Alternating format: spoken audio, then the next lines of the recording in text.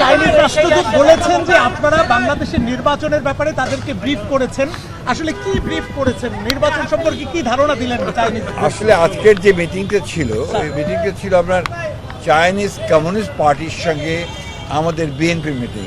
Just political পার্টির সঙ্গে একটা পলিটিক্যাল পার্টি মিটিং।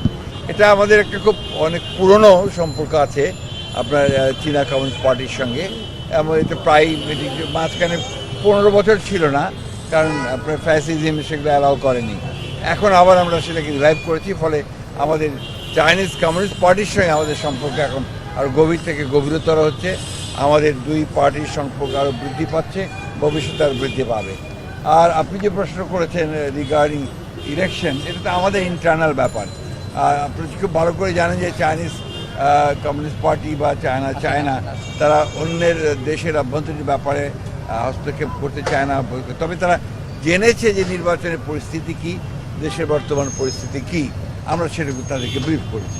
বাংলাদেশের নির্বাচন নিয়ে তারা কি আশা করছে, এই ধরনের কিছু বলেছে কি? এই পরিস্থিতির নির্বাচন, সুষ্ঠু নির্বাচন তারা সবসময় বাংলাদেশে একটা আপনার স্টেবিলিটি চায়, একটা আপনার যেটাকে আমরা বাংলায় বলি কি স্টেবিলিটি, বাংলা কি স্থিতিশীলতা চায়, একটা শক্তিশালী বাংলাদেশ দেখতে চায়, আপনার সমৃদ্ধ পিপুল দেখতে চায়, এবং দেশে একটা সার্বিক একটা ডেমোক্রেটিক এনভায়রনমেন্ট দেখতে চায়। নির্বাচনটা কত সময়ের মধ্যে হতে পারে?